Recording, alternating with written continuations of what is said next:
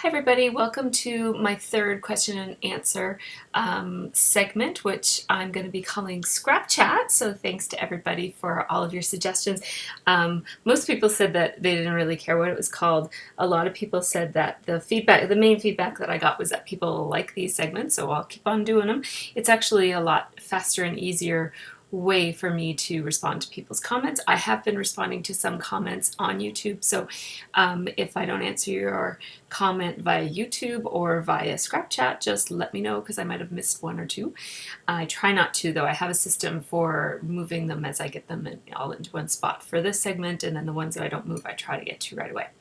So let's just get on with the questions. So the first one is, where do I store my albums? And Coralie asked me this question.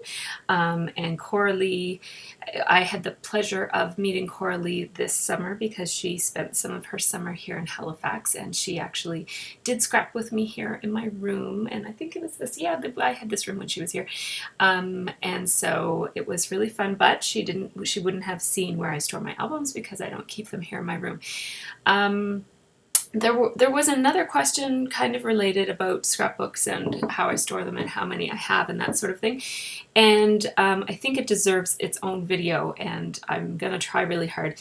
I've said before I was going to make a video like this, and I didn't. It actually takes a lot of time to make a video that shows your scrapbooks because I have to do it differently than how I'm usually set up, because I have to kind of like hold my camera and be moving around, and I'm not really good at that. But anyways, so to answer your question, Coralie, I keep my albums on like one of those console tables that it's just an inexpensive wooden table that you get at like Costco or Sears or where did we get that one? I think I got it at the Superstore, like in the flat box furniture area.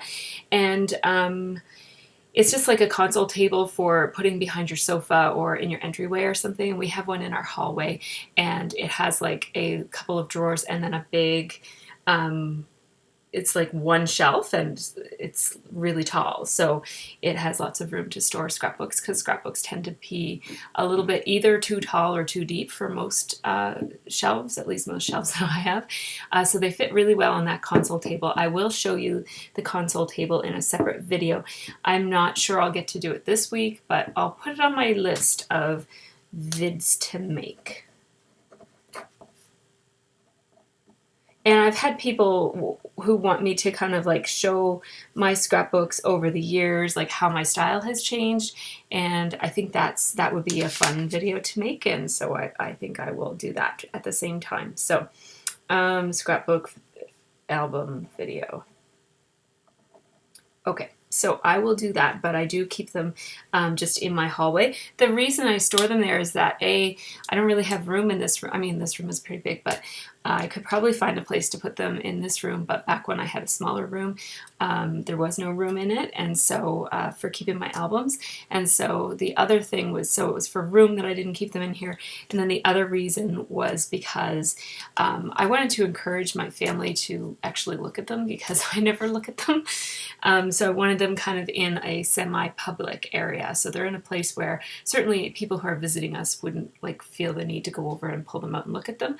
But the idea is that my own family can look at them. And then sometimes like at Christmas time or something, if we're having a party, I might pull out like last year's album, just in case people, like our relatives, like aunts and stuff who never see us, sometimes they like to just look. It's kind of like having a photo album up.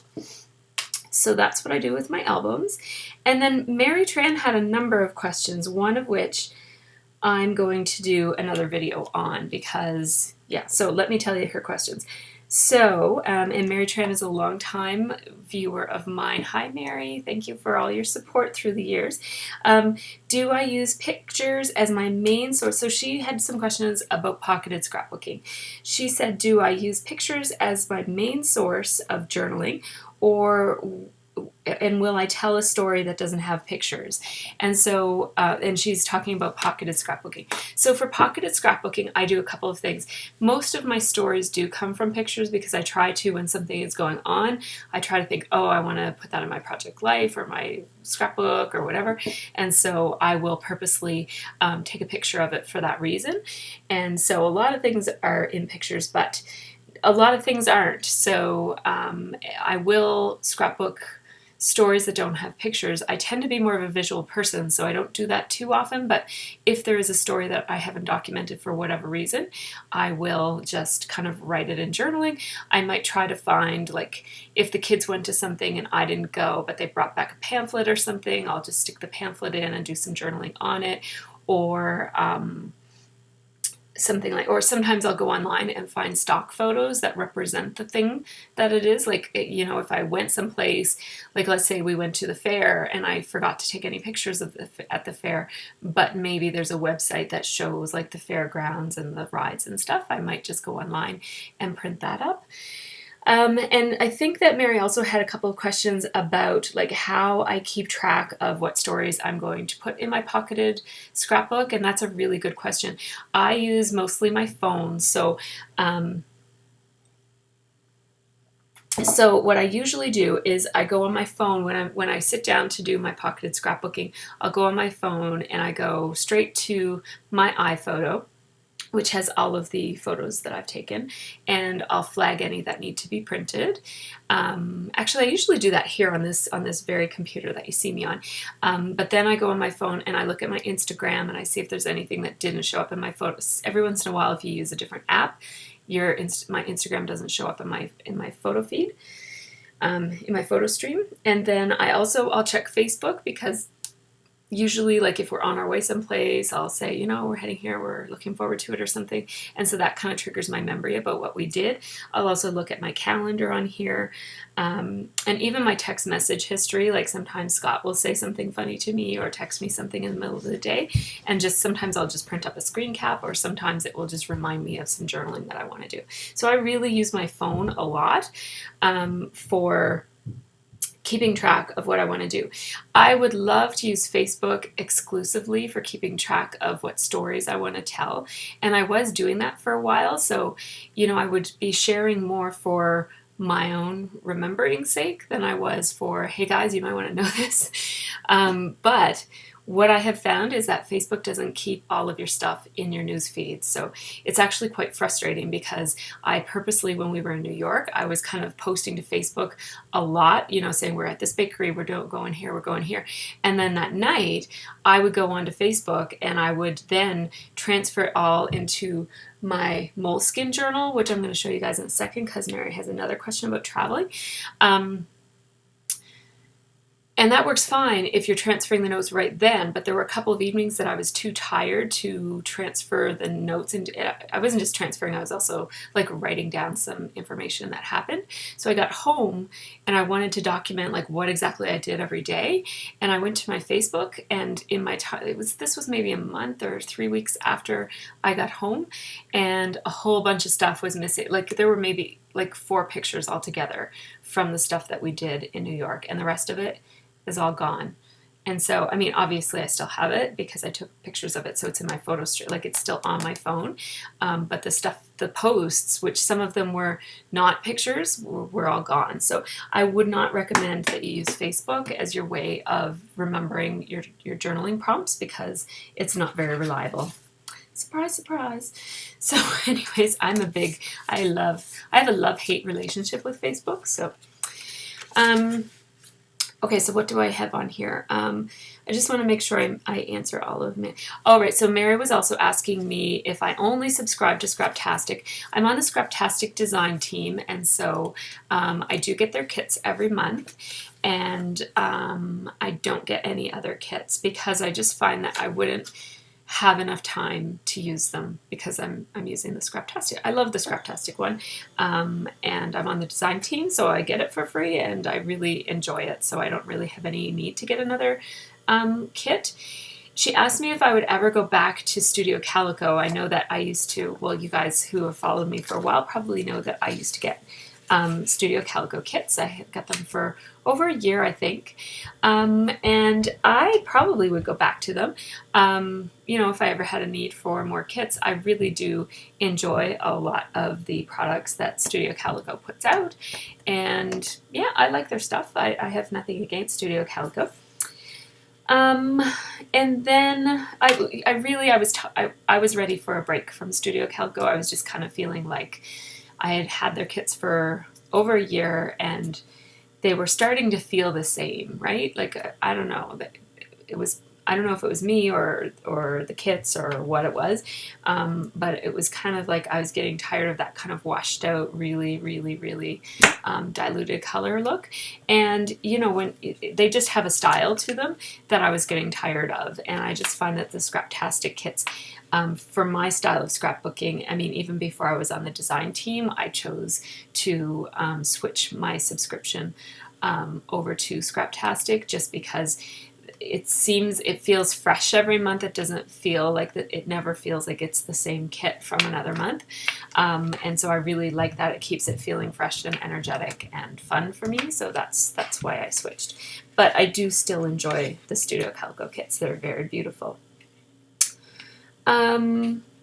Mary also wanted to know about documenting a vacation and if I have any tips for how to keep track of what you're doing and do journaling and be ready to scrapbook when you come home. I actually do have some tips on that, and I actually got them from somebody. I wish I could give credit, but the way that I do my vacation scrapbooking is based upon how somebody else does their scrapbooking for vacations. And it was several years ago over on scrapbook.com, which I don't go to very much anymore, just because I don't have time to go online for scrapbooking. But there was a woman who had a thread going over there of all of her ideas of what she does, and she was using the large Ziploc bags to store all of your stuff from one day, and all your notes and tickets and pamphlets and everything that you get. And I read that thread right before I went to Disney, and it was very, very, very helpful. And I think I probably don't do it exactly like she did, but I definitely used her strategy as the jumping off point for mine. So I will share that with you guys in more detail coming up soon. So I'll write that on my list of videos to make. I don't have any travel coming up, but I can make a video about it anyways. Travel tips. Okay. So thanks for your question, Mary, and also thanks for your question, Corley.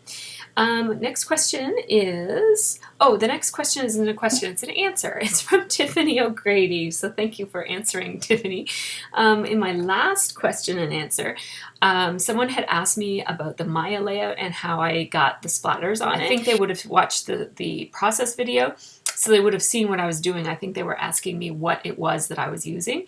And sometimes, I do apologize for this, but sometimes when I do the same thing over and over again, I assume that everybody knows, and so sometimes I don't explain things well. So if ever I'm unclear about what I'm doing, just leave me a question and I'll try to answer it.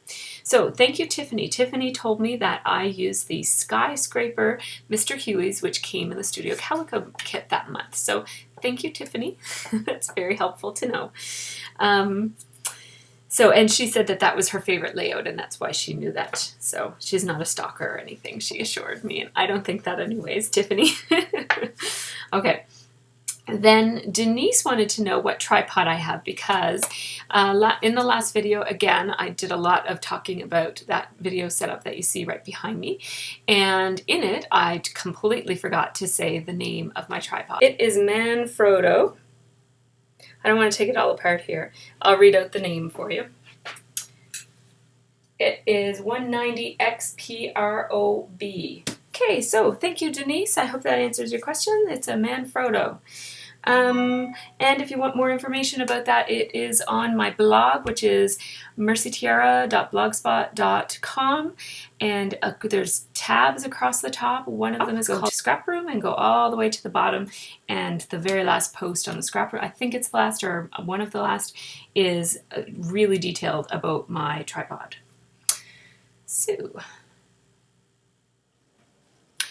okay, my next question is from Holly Walton, who asked me where I got the camping mini book. She's talking about this mini book, which I created using an Amy Tangerine, one of those Amy Tangerine books. It's just like a notebook with all different sized and colored paper, and it's just kind of like a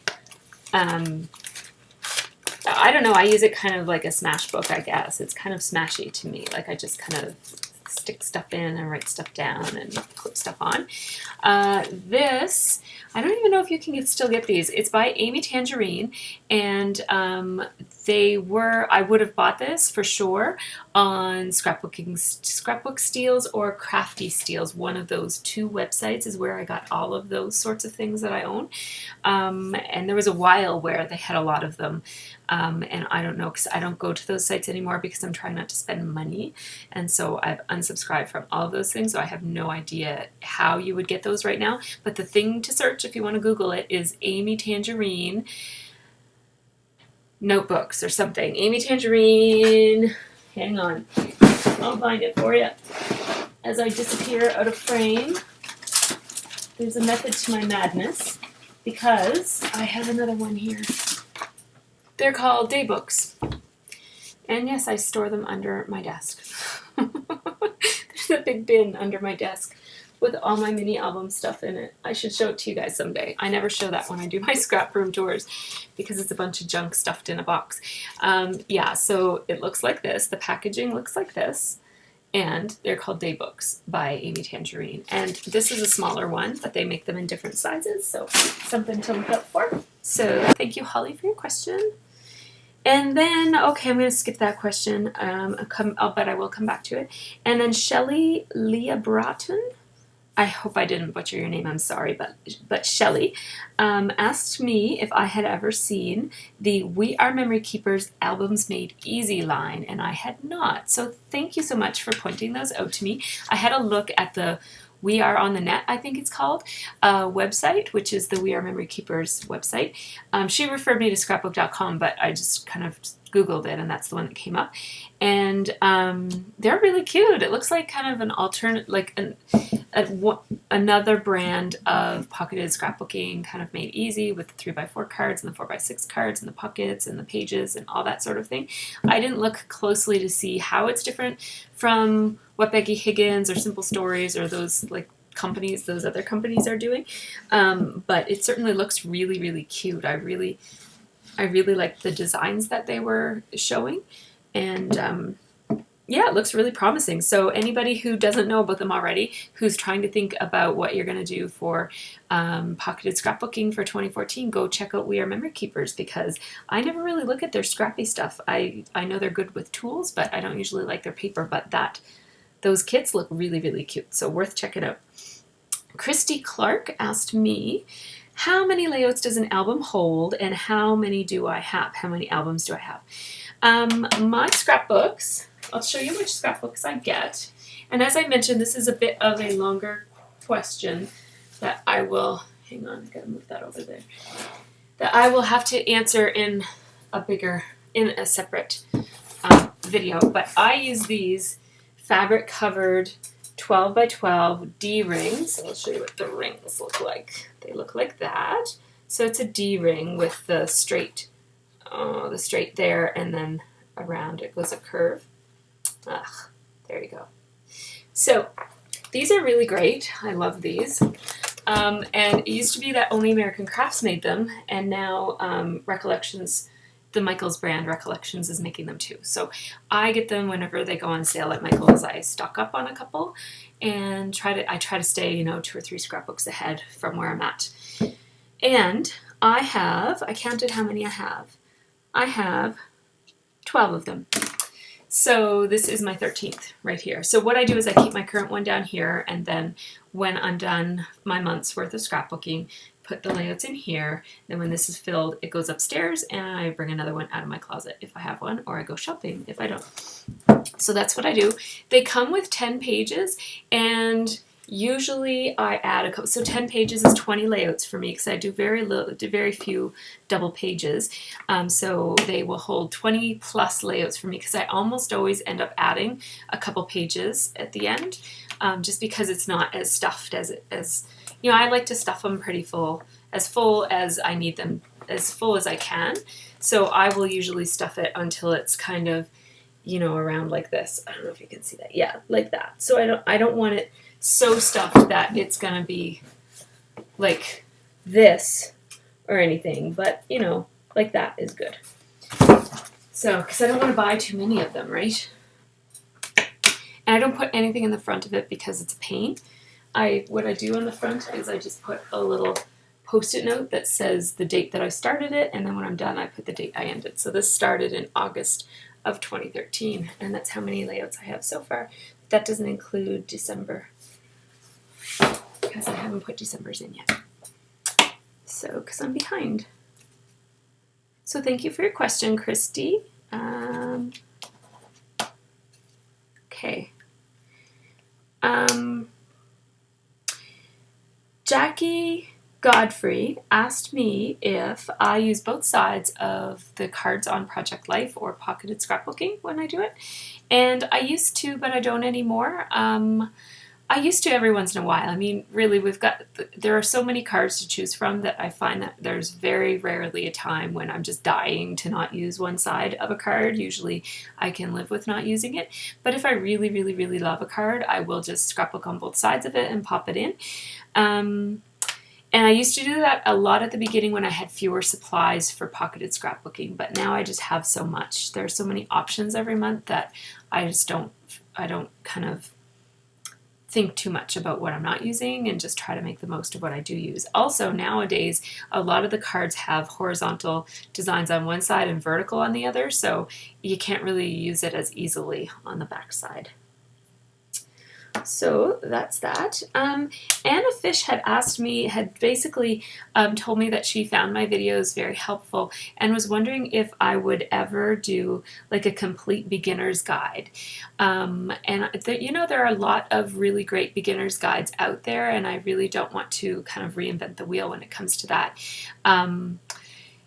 Someone who does a really, really, really good job of educating beginners and intermediate and advanced scrapbookers is Shamel Lane over on 2Ps. So I know she has the Scrapbooker's Guide to the Galaxy, I think it's called, which is excellent, and it talks about a lot of design principles that you're asking for, Anna. And I don't know if she goes into supplies and that sort of thing. I wouldn't be opposed to having like a series that kind of is oriented towards beginners, where I talk about like what supplies I like to keep on hand and which things my experience tells me is it like a good direction to go when you're a beginner. But I think that I'm not sure I could do a complete guide because that sounds like a huge project. But they are out there, so have a look for them. I would particularly recommend Shamel's, and she might have another one or two. I mean, she's got a lot of really good classes from what I hear, and I did purchase the Scrapbooker's Guide to the Galaxy, if that's what it's called, something like that, from her several years, when it was new, whenever that was, maybe 2 or 3 years ago, and it was very, very good. It had some really good principles in there, so that's worth checking out as well. So thank you, Anna, for your question. And I think, you should maybe keep an eye out, because I'm going to add that to my list, a beginner's series.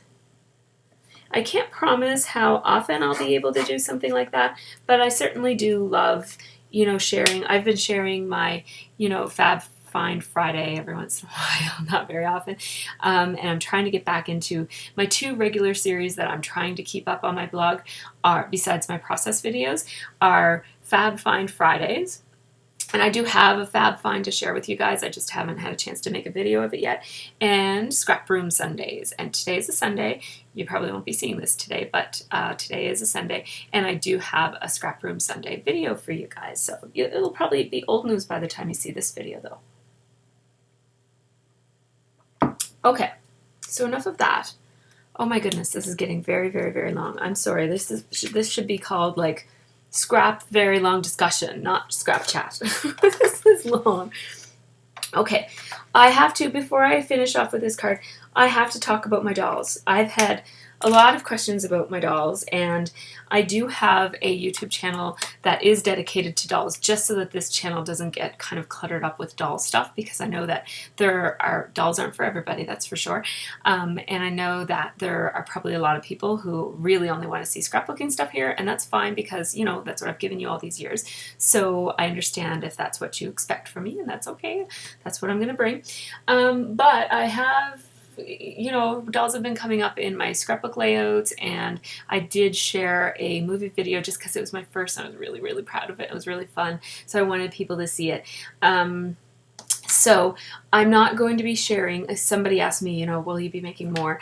I will be making more music videos and other doll related videos, but they will be over on my other channel, which is MT's Pullip Dreams. No, yes, MT's Pullip Dreams. That's the name of my other channel. And I think if you're watching this video in my channel right now, which you may or may not be, if you look over to that side right there, you should see featured channel. My Pullip channel should be listed right over there somewhere if you're watching this on my channel. If you're not, you can go to my channel and it will be listed there. And if you go to my blog, which is mercytiara.blogspot.com, you can find over in my right sidebar, you'll be able to see links to it. So people are saying, what are these dolls and where are they from and what's the whole big deal about them? So I do have two of them here to show you guys. This, just so I could show you like what's so awesome about them. So this is Nikki, and she is a Tomomami Pullip doll, and I have changed her wig, so this is not the hair that she came with, but I'm going to take her off of her stand so you guys can see how awesome she is. So these dolls come with stands. And the real awesome thing about these dolls, so look at her long hair, isn't that awesome? She's got the best hair. Her other hair was more consistent with her anime character, and I'm not really into anime, so I just wanted her eyes, because her eyes are beautiful. See how pretty her eyes are? I don't know if you guys can see. Yeah, you're going to lose the light when I put her up. So you can't really see how beautiful she is on this video because the lighting is so harsh, but she really is. You'll have to just trust me, right? So the cool thing about Pullips is that, okay, if you are freaked out by dolls, you should turn away right now because she's going to do something really cool or freaky depending on what you think. Her eyes move. Isn't that cool? It's great for taking pictures because I can make her look different ways. It's not great if you are frightened by dolls that move. She also can close her eyes. And some of them have eyeshadow. This one does not. I mean, she does, but it's just kind of like a light orange. It's not that different from her skin color. And I have to really feel around to find her pegs because she has a wig on that covers them. But anyways, these are the dolls, and they have a lot of articulation. And so you can pose them in all kinds of very realistic... Oh, her pants are falling down. Oh, poor Nikki. That's not very nice. And so... yeah, and they usually come with very elaborate outfits. I've redressed her, so she's wearing something else. She's wearing a handmade felt outfit. It's a felt dress. It's really cute. I bought it from eBay in a box of random pull-up clothes. So that is Nikki, and she's awesome. And then I had to show you Suri because she's my absolute favorite doll. I love her. Love, love, love her. So... Pullips are known for their flaws as well as their beauty, so they have noisy, sometimes they have noisy joints, and sometimes they have really bad wigs, which is why I rewigged the other one. This one has a medium wig. Her wig is good, but it's got some patches in it. I'll probably rewig her eventually, but I do really, really, really love her hair. It's just you can see that her wig cap in a few places. So Pullips are known kind of for their flaws. They're kind of, a lot of people end up customizing them and changing their bodies. I have changed one of my doll's bodies. I don't have her with me right now, but you can get like higher quality bodies that don't fall apart so easily. These ones are known to break easily, and the new bodies have different kinds of articulation too. So anyways, part of the hobby involves customizing as well as, you know, doll photography and sewing and that sort of thing. And her eyes closed and she has pretty eyeshadow on, so I thought I'd show you that. And one of her eyes is sticky. It stays shut. There you go. So, and her eyes move too.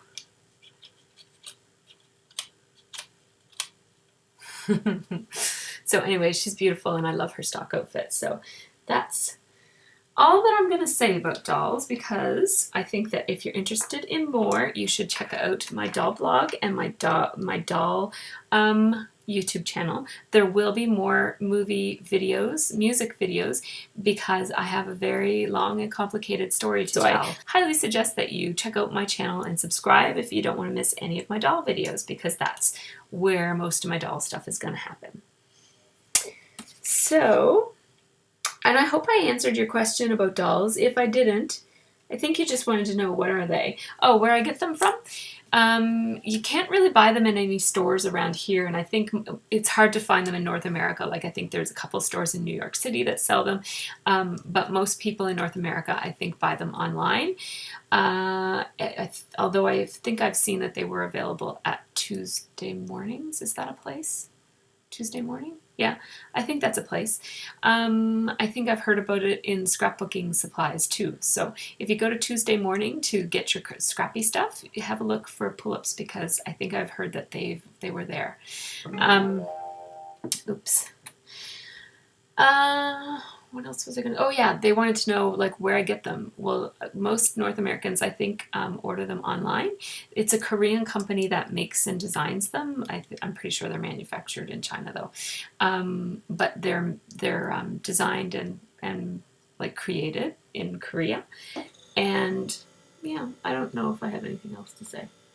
I go to Pullip Style to get mine. Pullipstyle.com is where you can shop for them if you want to. They usually have the very best prices. There's a couple of other places you can get them, but I think Pullip Style is probably the most popular and well-known website that sells them. So that's that. And I think I'm done with that. Okay, I have 2 more questions here. One is, do my cubes come from Michael's? Yes, they do. I live in Canada, so I don't have any other really options of where to shop for that kind of stuff. And all of my cubes were bought. I know I do have a lot of them. I think the last time I checked, I had maybe 36. I know that's a lot. But I have collected them very, very slowly over the past 4 years, I guess. Very, very slowly. Like, I only had 3 for maybe a year, and then I just kind of, every time they went on sale, I'd buy a few more and reconfigure them. And I love that you can shuffle them around and change them and make them meet your needs. So that's what I really love. I even have them in my pantry closet upstairs. I have one in my bedroom closet. I have one at work. No, I don't. I had one at work, but then I left and I didn't bring it with me, so that one's gone. Yeah, and then Oh, Mamarazzi wants to know what good scrappy stores there are in Nova Scotia. And there is actually a really, really great scrapbooking store in Nova Scotia, but it's nowhere near Amherst, which is where I think you're going when you come here in the summer. But it is called scrapbookingcafeonline.ca, and it is a website where you could shop. And it's also, like, you could also go to her house and look at this. Like, she's got a section of her house that's all dedicated to displaying and storing all of her scrappy goodies. And the person who runs the store is named Christy, and she's awesome, and she has the best customer service that I have ever seen anywhere ever. Like, not just in the scrapping industry, but she's just very, very, very good. So I highly recommend that you check out her website. It's scrapbookingcafeonline.ca. The other really nice thing about Christy is that sometimes if she's traveling someplace, she'll drop things off for you, or she might, if you're going to be in Halifax area, you can ask her to hold on to your stuff and you can pick it up to save yourself some delivery charges, or you could just have it delivered to Amherst, I guess. But it's always fun. I think you're looking more for an experience, like you want to go shopping. And if you're in Amherst, I don't know if there are any scrapbooking stores right in Amherst, but you're close to Moncton, and there's lots of scrapbooking stores in Moncton. So that's something to think about. I think there might be 3 in Moncton. Can't think of their names right now. I should know their names. One of them is Let's Capture Our Memories. I think that's what it is. Let's keep capturing our memories. I don't know. Anyways, that's really good. I might have been to that store. My sister lives in Moncton, so I might have been to that store, but I've definitely shopped there at a crop, and she's got a great selection of things there. And then there are some other ones, at least 2 other ones, because I went to one that definitely wasn't that, and I don't know. Anyways, Moncton is probably your best bet for scrappy shopping close to Amherst. If you're coming to Halifax for the day or to do some vacationing here, I would check out Christie's store. That's the Scrapbooking Cafe Online lady. And she is, because she's just awesome, and she'll order things in for you. So if you want something, just call her ahead of time and let her know when you're coming to town, and she'll order it and hold onto it for you. What else? What else? There are some other stores around Halifax. I just don't. I don't go to them very often. I find that well, Scrapbooking Cafe Online is really close to where I live. It's about 15 minutes away, and so I don't really need to go anywhere else. But there are a couple of other ones. There's one called the Cutting Garden, and I don't go there very much, so I don't have much to say about that one. And then there's a rubber stamp store in Dartmouth that I don't know the name of either, but it's out there. So there's some places to go in Halifax, but it's a little bit surprising how few there actually are. So, and those are my questions. So thanks so much for listening to this big, long-winded Scrapchat. So I hope you guys all have a great scrappy week, and I have a process video to come. Oh, I'm going to do a sneak peek on this guy right here. So I'll be showing the process of how I made that one. And I have a Scrap Room Sunday video that will be coming too. So take care, everybody, and have a great scrappy week.